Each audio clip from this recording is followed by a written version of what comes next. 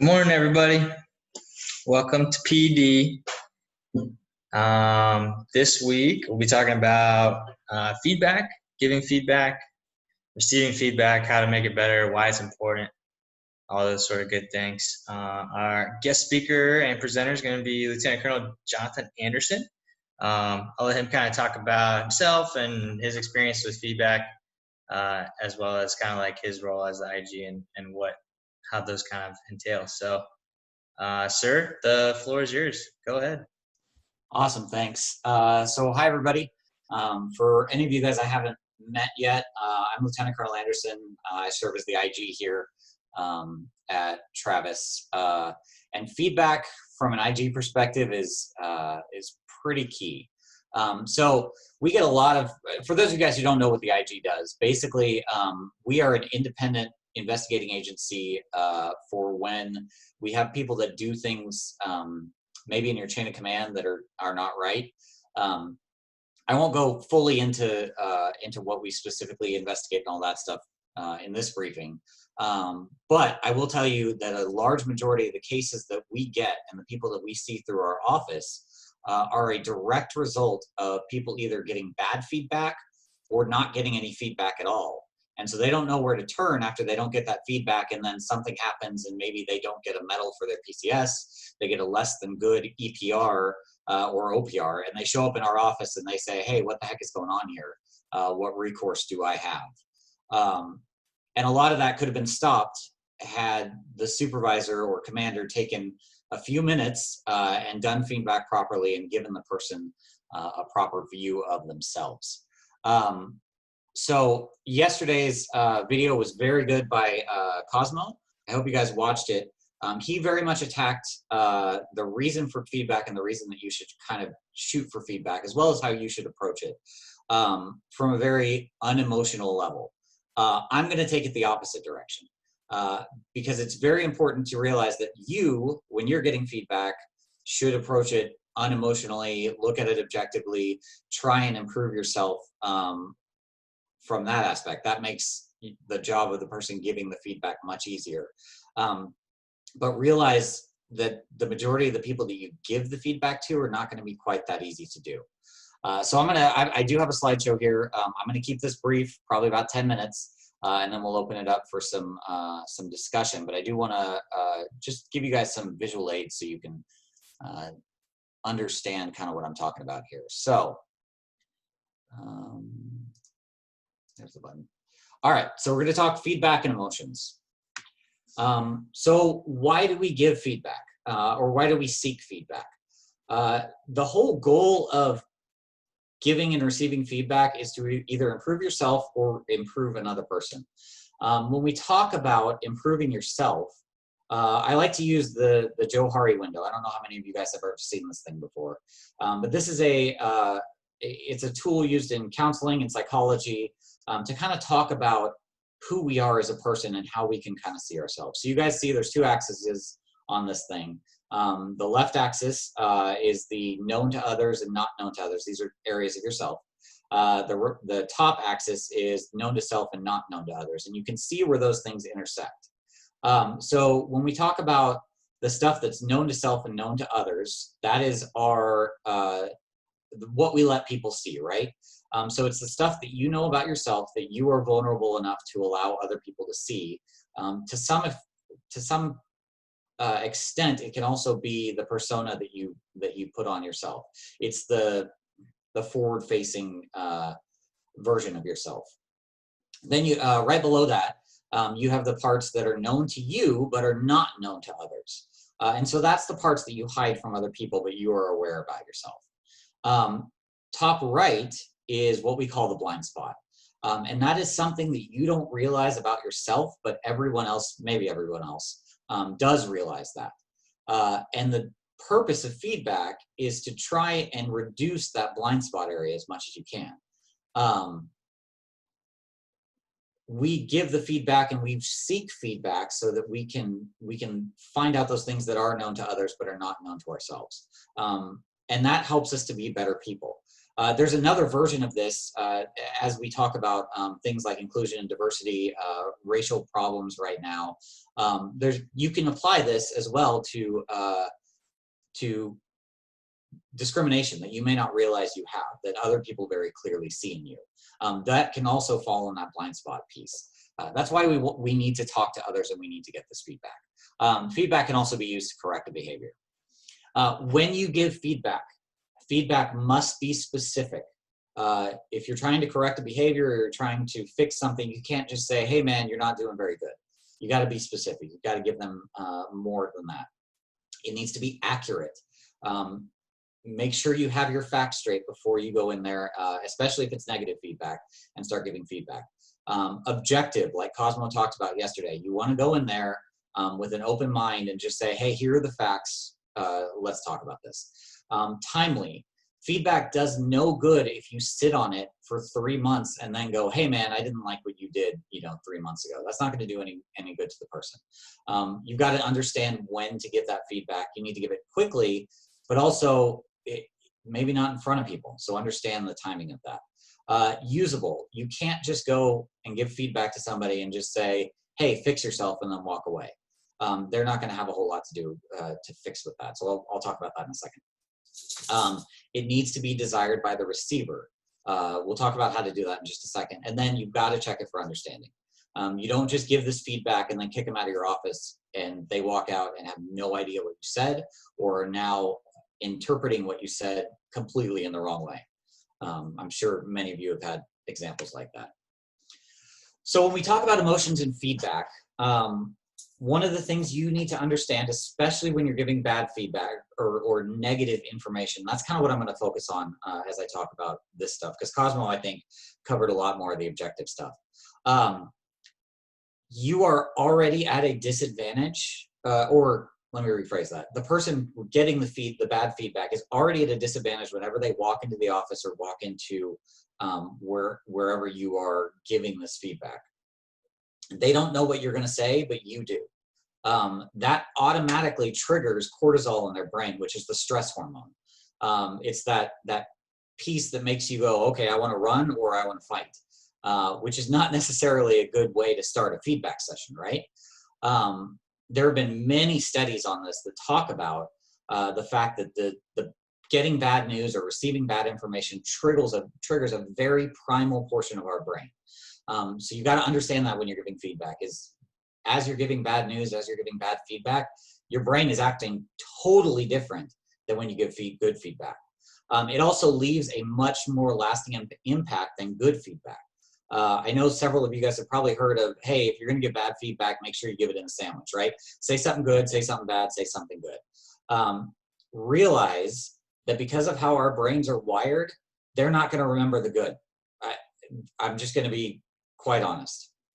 If you give them bad news, especially if it's real bad in the middle, they're not really going to remember the good. That bad is going to stick with them significantly longer than the good will. There have also been some interesting studies that talk about social pain versus physical pain. So when you go through physical pain in your body, generally your brain will block that out. If you've ever broken a bone and try and think back on how that felt, you probably can't remember the exact pain that you were in. I know talking to my wife, like childbirth, you can't remember specifically that pain. It's not like you relive that. Whereas social pain, embarrassment, bad news, something that is not good to you, is hardwired in your brain, and you will remember that for a very, very, very long time. So realize as you're giving this feedback to these people, like it's going to have a lasting impact. It's what you do with it that really matters after that. So how do you overcome those bad responses? First thing you need to do is set a neutral or welcoming environment, unless you're intending to intimidate, and I'll get to that in a second. So when you invite someone into your office, if you're trying to have a constructive feedback session, maybe the answer is not go to your office. Maybe you go to coffee and you talk about that. That's a much more neutral environment. Welcoming environment, like having some kind of treats for them, like or even just offering them some water or something to talk about, to make them feel a little bit more comfortable. Now, if the intimidating effect is intended, so if you're ever giving an Article 15, or some kind of disciplinary action, that may be exactly what you want to do, because you're using that very primal part of the brain to leave that lasting impression on them. So just realize there, depending on what your desired outcome is, if you want them to remember it and never do it again, maybe that intimidation is useful. But for most types of feedback that you're going to give, it's not. So watch your environment. The other piece is watch your affect. When I talk about affect, I mean your face. If you have, researchers have proven that if you have a either a neutral or kind of a glower or a glaring affect on your face and your body language, it has much higher impact on the person you're giving the information to. This is a slippery slope, because if you're standing there smiling and telling them they're the worst troop in the world, it's gonna cause a weird disconnect in their brain. But just try and be aware of what your face is telling to the person. After and as you give the feedback, make sure you are listening and empathizing with the person. You may not have been in the same situation they were in, but you can identify the emotions that they were feeling. One trap that is common with feedback is assuming that you know why the person did the undesired behavior. Don't go into the meeting assuming that you knew that, or if you do, keep it to yourself and allow them to have the time to explain exactly what they were thinking. When we go back to the positive side of how to conduct feedback, emphasize the desired behaviors. So don't dwell on the undesired ones. If you've got somebody who was caught underage drinking or drinking outside the window on the road or whatever, emphasize, hey, this is the right way to do it, versus just sitting there talking constantly about the wrong way to do things. The shorter time you can dwell on that bad news, the better, because you can get them moving and get them taking the next step. And then the last piece is take your time. Very often we rush through feedback as fast as we can. We send it over email and say, hey, sign your ACA, and then we're done. That's the wrong way to do it. You're never going to feel valued or like you matter if you don't take your time with the people that you're giving the feedback to. Good listening basics. So this is just something for you to keep in your hip pocket. As you're listening to the person you're giving feedback to, attend with genuine interest. Don't be looking at your phone, don't be looking at your watch, don't look at anything else, or give the appearance that you've already made up your mind. Listen to what they're saying, be responsive. Don't sit there, as my son likes to say, like a bump on a log and don't say anything. Care about the other person, realizing that you are addressing the behavior, not the person. Keep that person in high regard and make sure you take care of the person and address the behavior. Don't interrupt them. They're going to feel like they're not being listened to if you're constantly interrupting. And then encourage the person to say more. When you're asking them questions, do your best not to give them yes or no questions, because that's not going to drive a conversation. Ask the open-ended questions. Very often in the IG, we are responsible for giving these people feedback when they come into our office. So they'll come in and they'll say, hey, I didn't get a PCS medal, or I didn't get an ended tour decoration. And I don't understand because I've never done anything wrong. And so we go through our process and we talk to supervisors and stuff. And we find out they've never been given any feedback, but also they have the incorrect assumption that just not doing something wrong means that you were excellent. And so we have to sit and give them that feedback. And sometimes it will take us a couple of hours. But we make sure that before they leave the office, they understand what we were trying to say, and that they're on a better path as they leave. All right, so that's my quick and dirty lesson. So let's talk some war stories. Here's some questions to get us started. What's the best feedback you've ever received, or what's the worst, if anybody's got some horror stories? And then for our leaders in the room, have you ever had to deliver difficult or bad feedback? How did you do it? Good and bad examples are always welcome. And then what did you learn? So I'll kind of open it up there for discussion. Hey, Colonel Anderson, can you hear me? Yeah, I can hear you. Yeah, I have a question. So, with a lot of, we're trying to transition over to 360 feedback and it being digital. and the basis of it is basically being separated from the face-to-face feedback and doing everything via a process over a computer or whatnot.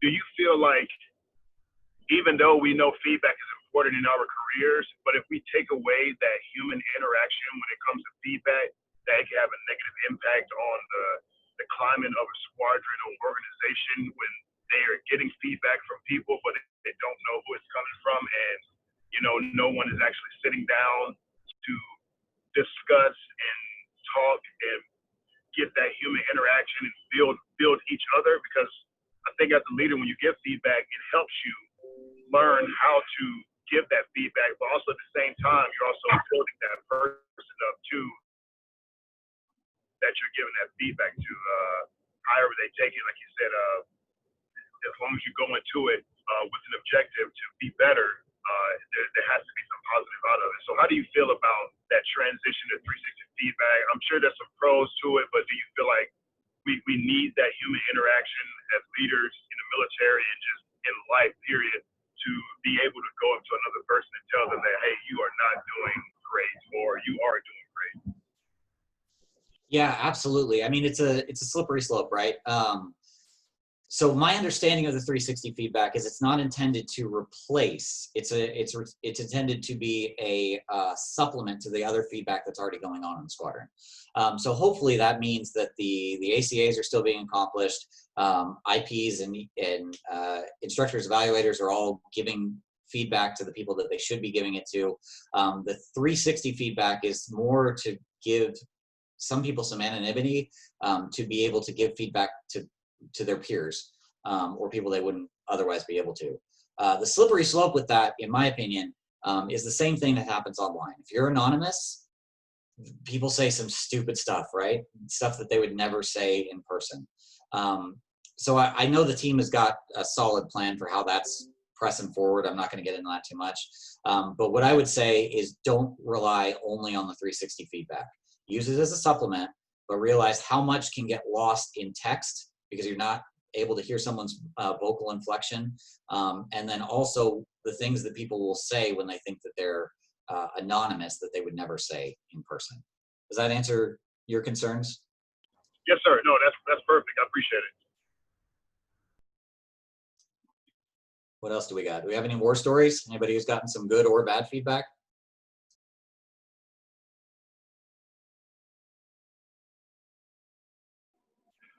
I do, sir. Let me pull into the squadron parking lot. Probably the worst thing to be doing is zooming and fucking driving to the squadron for work. I've had really good feedback in really short terms. So when I was a staff, putting on tech, and again, maybe I'm old school, but we when I was in CE, we automatically knew what we had to do to get promoted, how to win the decorations, how to be a good NCO. So my old boss used to tell me, Gonzo, if I got to give you feedback, it's because you're fucking up, man. He's like, if I don't give you feedback, you're doing everything you're supposed to be doing and then some. So I actually love that feedback because what I was doing was perfect, or perfect to what I believe was perfect. And to get myself out there, to get, recognized, especially with a squadron of 500 people, you're just a needle in the haystack. So I actually love that feedback. I think that was to the point, to the T, especially with all the equipment we have, all the jumps we're doing. Like the whole program was flowing awesome. So for me, even now, they're like, if I gotta get a feedback, I'm taking it as I'm not doing what I'm supposed to be doing right. If I don't get a feedback, it's like, Gonzo, you're doing everything you're supposed to, and you're taking care of your people. You're not taking care of yourself because for whatever reasons, but you're taking care of your people. So I don't know. I like a short feedback, straight, simple, to the point, and no news is bad news. I mean, that's how I take it. So I've enjoyed Gonzo. If I had to give you feedback, you're fucking up. I'm like, holy crap. But again, my generation is a little different. We're more of go-getters. We're more of taking care of people.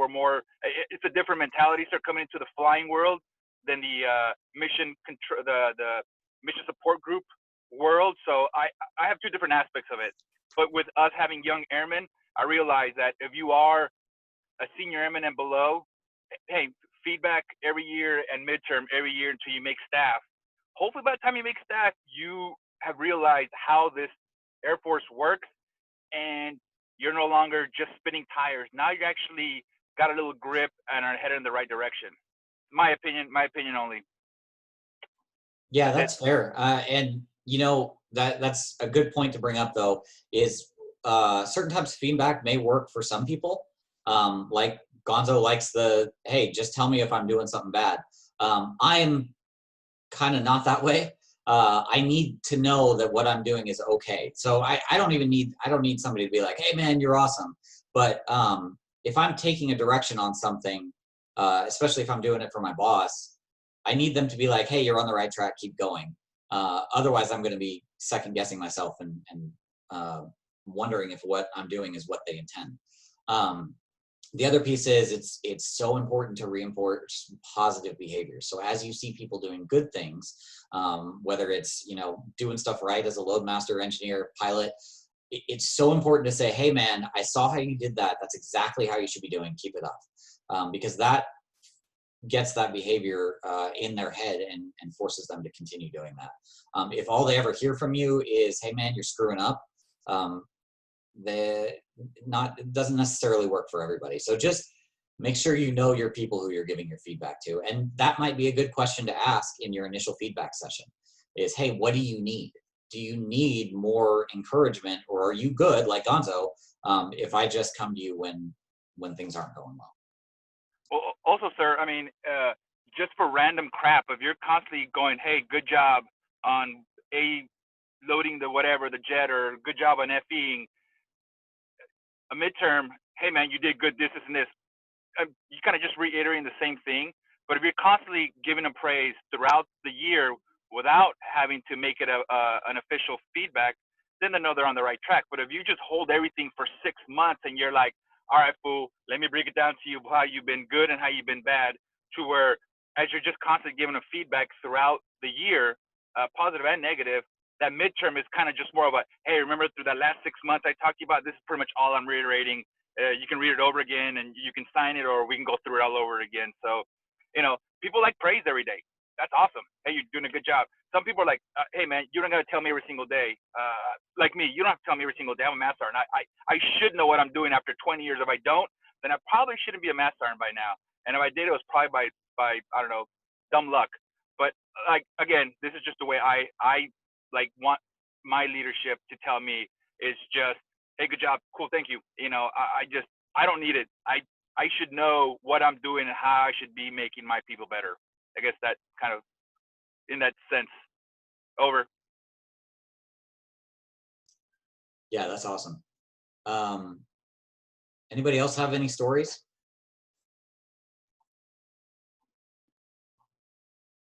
I got a little one. Oh, go ahead. Who is that? Go ahead.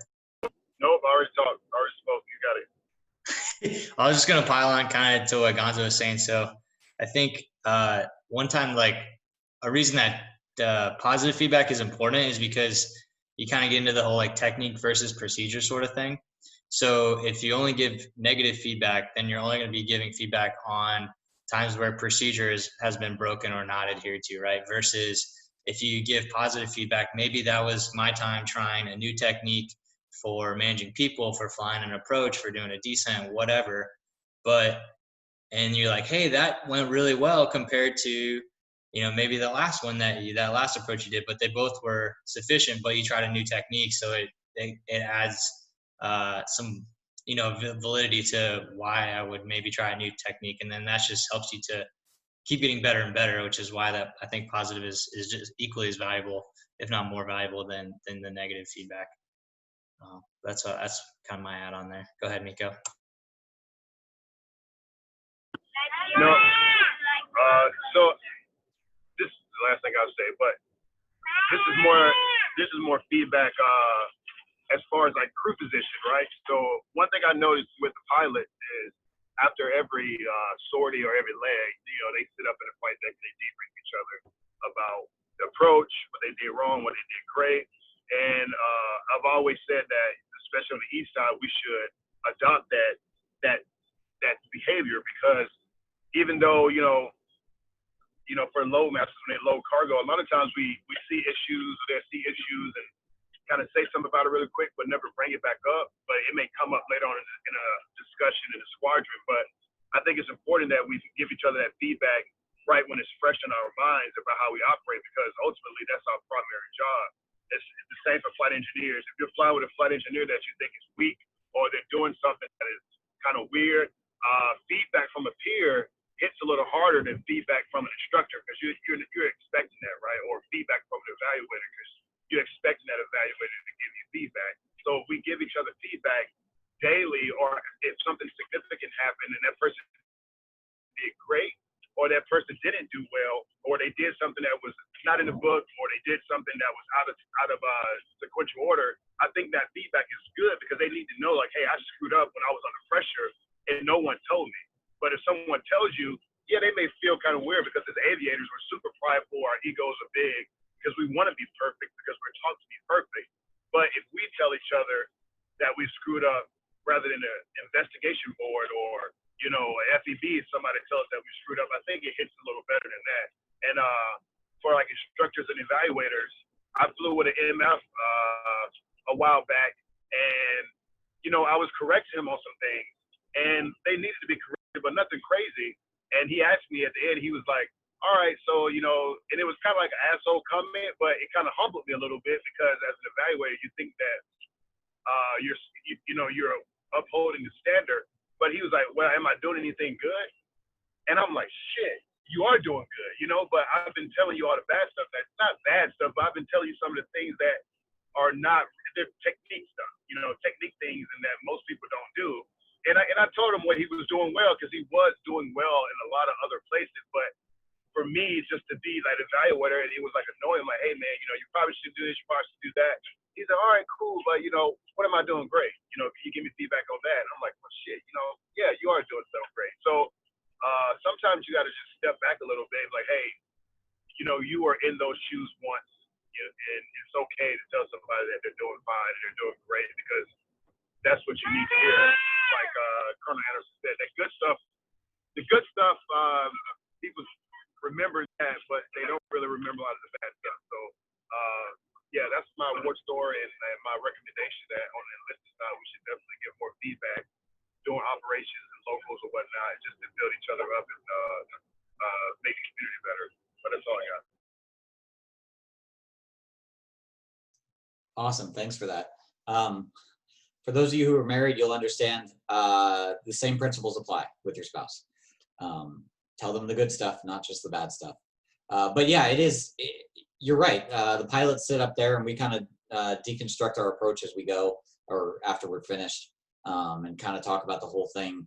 It's so easy to point out the bad stuff. Try and force yourself to point out the good stuff. Like I said, the bad stuff will stay with you a lot longer. But don't discount the need for your endorphins in your brain as you get good stuff in there, right? Because that's what the positive feedback gives you. I have a question for the group. It's open to anybody if they would like to answer. We talked earlier about, from a supervisor's perspective, it can be awkward to give feedback, and so people may delay or avoid giving feedback at all. And I was just curious if anybody has any techniques that they'd like to share that helps them get over those barriers to giving feedback. And then from the ratie's perspective, right, we talk about fighting for feedback. And then if anybody has any ideas or techniques that how they approached a supervisor to get feedback when they weren't receiving it.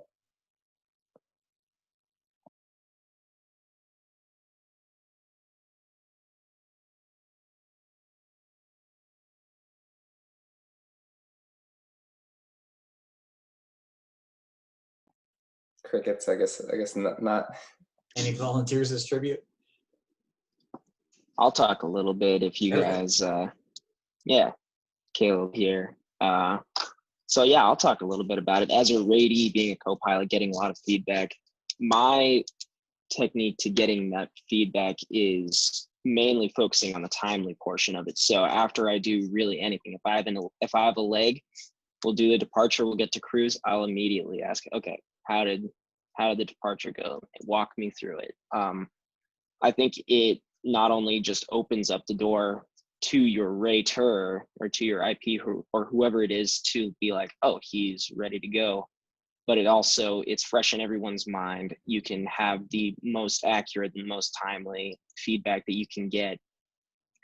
And that's just my technique on how to get that feedback, is show to your rater or your IP that you're open to it, and do it as soon as you can so it's fresh in everyone's mind and you can get the most accurate.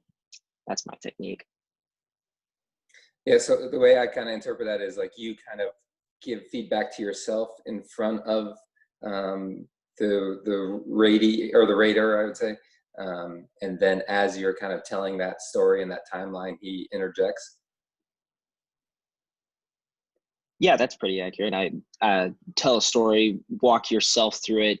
I think that's one of the best ways to actually do or improve in general, is just to walk yourself through what you did and rate yourself, getting the feedback from your rater, and also just opening it up. I mean, if you don't seek feedback, a lot of times people will delay it and they won't do it until like maybe the very end of the trip, until they'll go, hey, you guys did a good job, let's go home.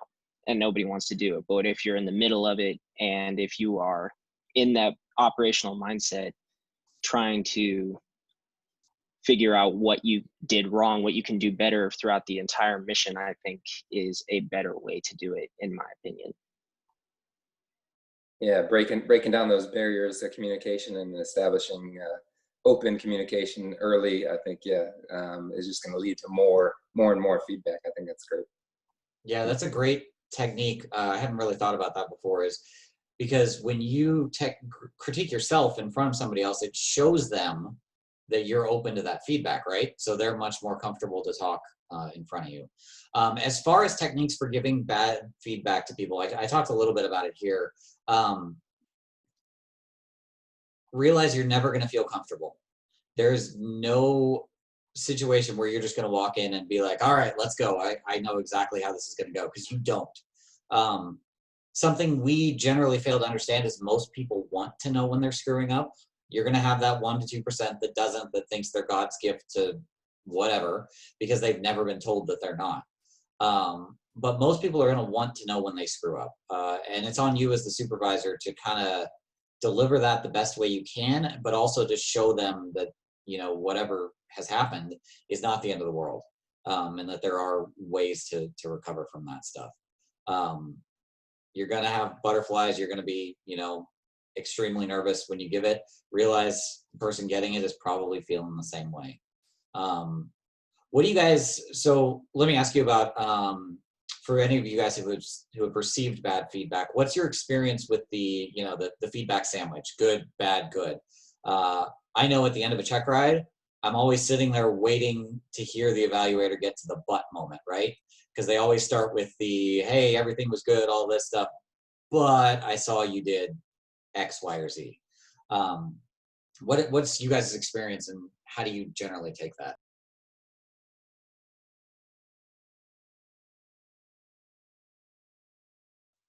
I'll share from my perspective.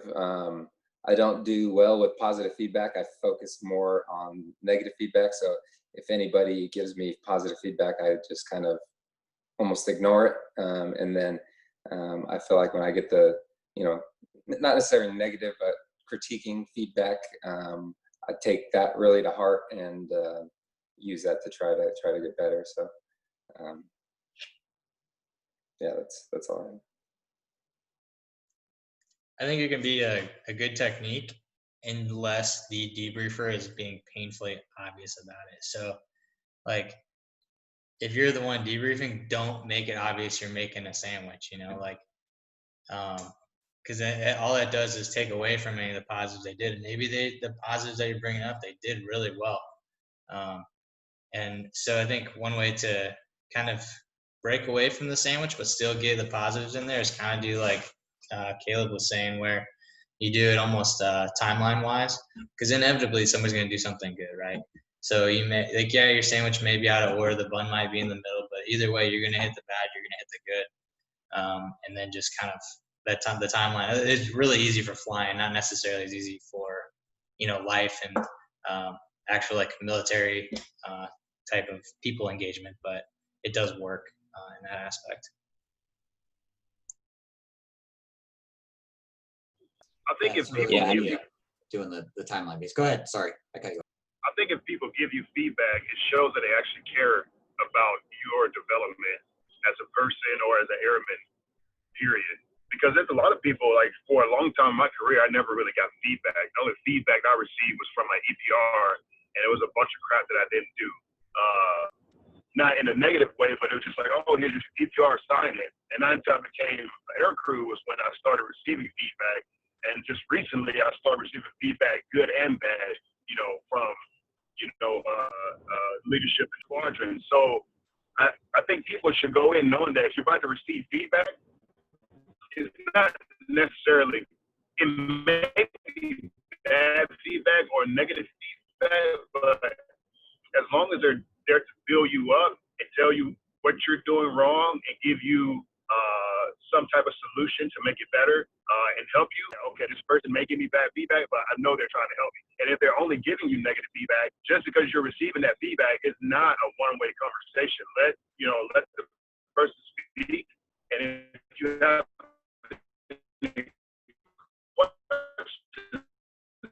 ask questions. Don't be defensive. I should get them feedback next day. Ask for a cracker, but sorry, my son. But if the person's giving you feedback and they're not giving you any solution, ask for those solutions, and then go from there. But when you receive feedback, I think 99% of the time that person just wants to be better, and somebody's just letting you know, like, hey, I've been watching you, and you're doing this wrong, and you probably should do it this way, or here are some tools to make yourself better. So if you go in with the positive mindset that building is about to take place, I think that receiving negative feedback would go over a little easier than most people normally take it. Yeah, that's a great point. The Loadmaster and FERMs also said a good way to approach feedback is to take the perspective that there is no negative feedback, only the reinforcement of desired behavior or the opportunity to get better. Totally agree with that. The reason I bring it up is because not everybody's going to have that perspective when they come in to get feedback. I would argue probably the majority of people, especially young people, are going to view it as bad. And so you need to understand what's going on in their heads as you give them that feedback. Now, it would be awesome to paint that negative feedback that they perceive as a way to get better. But that's going to be on you as you give the feedback. If you approach the feedback you get as an opportunity to get better, then that's awesome. Anyone else? So a technique that go ahead, Jeff. Oh man, I'm sorry, Caleb. You can go after me.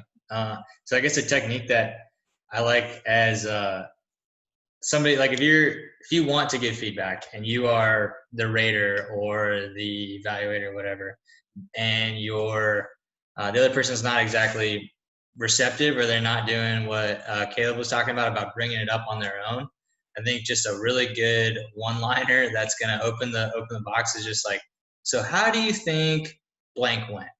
How did that party go? How did the commander receive that report that you wrote up? How did that approach go? And then, if they're like, oh yeah, I think it went good. Okay, well, obviously you don't feel that way. And then you can kind of dive in a little bit more specific with another question. Like, how do you, what about this part? What about that time where you didn't call for the gear? Or do you remember when you forgot the checklist? Like, and you can kind of just like, if they don't want to receive it, but it needs to happen, and you aren't necessarily the most like aggressive giver of feedback, the question game can go very far, and it can kind of help to frame the person's mind on how they're going to receive that. So just a thought there. All right, Caleb. Sorry, now you've been cut off twice. Go ahead, bud. Oh, that's cool. No, the only example of like glaringly bad feedback I've ever had was in pilot training. I had a sortie where everything went well except for one approach, which was a really bad approach.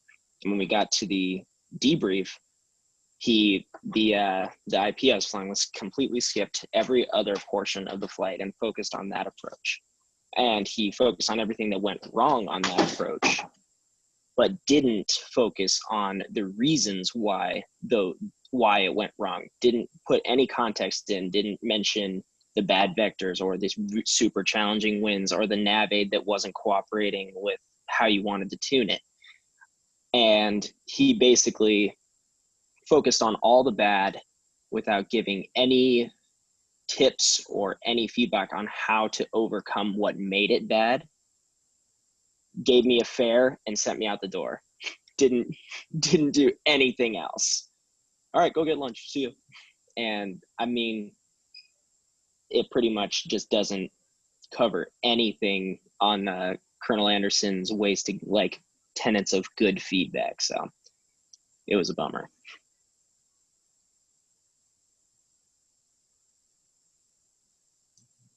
So the other thing I'll foot stomp, and this will probably be my last point, is don't expect to be awesome at feedback your first time giving it. We cannot prepare you for every contingency that walks through your door. If you're worried about the individual coming in and worried about how they're going to take the feedback, get someone else in there with you. But you will learn by screwing it up just as much as you will by having these conversations and doing this. So start early, practice giving feedback, both good and bad, as necessary, so that it's easier later on. One of the best feedbacks I ever saw, well, I had two. So at my previous job, my boss, who was the group commander, sat me down and gave me actual like ACA feedback for the first time in my career and took the time to do it. It took about an hour to go through the entire ACA and cover all that stuff, for both initial, midterm, and final. I had never had that done in my entire career. And that was amazing. The second piece was I got to watch my wing commander, probably a decade ago, deliver an Article 15. So this was one of those, intimidating bad feedbacks. But his purpose was to make that person never forget what had happened. He didn't raise his voice once, but the environment that he set to deliver that feedback and deliver that Article 15 made that guy never forget it. But he didn't just kick him out of his office after it was done. He made sure that he understood what the next steps were and how to recover and how to press on from there. So, like I said, we can't give you a cookie cutter answer on how to conduct that feedback, nor can we provide every possible scenario that's going to happen, because everybody's different. Everybody receives feedback differently. You may be in the middle of giving feedback and get to something that's less than positive and have the person explode at you, and just get incredibly defensive. It's something you're just going to have to deal with. But the more you give feedback, the more you practice it, the easier it'll get.